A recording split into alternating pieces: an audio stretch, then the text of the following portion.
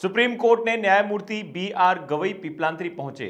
उनका स्वागत किया गया। उन्होंने यहां किरण निधि योजना का अवलोकन किया और गांव के सामूहिक प्रयासों को सराहा।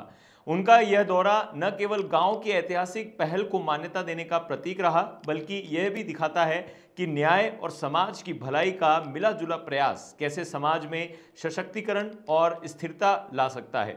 इस यात्रा के दौरान न्यायमूर्ति गवई ने पीपलांत्री की उस अनूठी पहल की सराहना की जहां पर लड़की के जन्म पर 111 पेड़ लगाए जाते हैं। यह न केवल लड़कियों के जन्म का सम्मान है, बल्कि पर्यावरण के लिए भी एक स्थिर भविष्य का निर्माण करता है।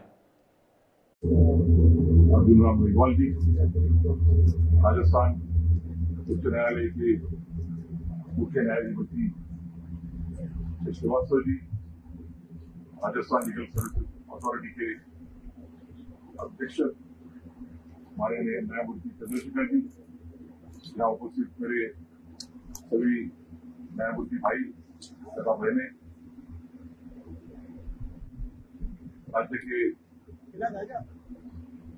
वन विभाग के प्रमुख श्री अजित बैनर्जी जी, और जिनकी वजह से आज हम यहाँ आए, यहाँ के माजी सरपंच श्याम सुंदर पालीवाल जी, सरपंच अनिता जी, राजस्थान लीगल सर्विसेज अथॉरिटी के सभी पदाधिकारी, नालसा के पदाधिकारी तथा रजिस्ट्रार जनरल सेवा बाकी सब न्यायिक अधिकारी, माताएं, भाई और बहना, यहाँ आज मैं कोई भाषण देने के लिए नहीं आया।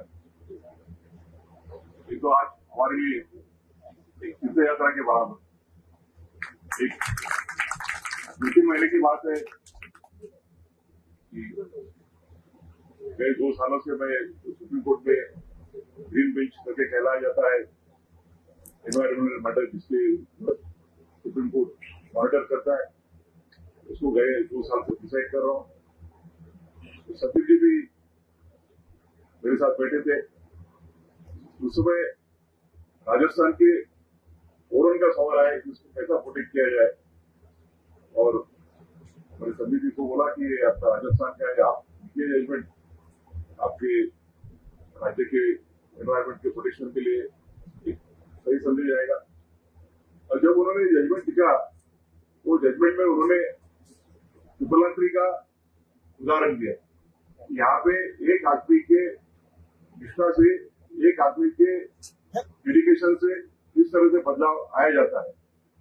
तो उसी समय मैंने उनको बोला कि संदीप जी, हमें जाना है पीपलांत्री। जब से मैं नालसा का चेयरमैन हुआ, काफी जगह से इन्फॉर्मेशन आते रहते, कुछ जगह जा पाते।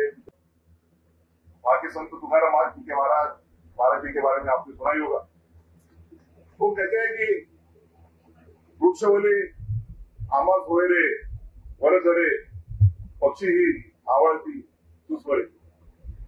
यानी जो पेड़ पौधे हैं, जो जंगल के जानवर है, वो हमारे रिश्तेदार है, जो काम देखने के लिए, वो सीखने के लिए हम दिल्ली से, जोधपुर से, जयपुर से सब इतनी बड़ी संख्या में आए हुए हैं। बड़ा दुख होता है। कल सुबह जब मैंने अखबार पढ़ा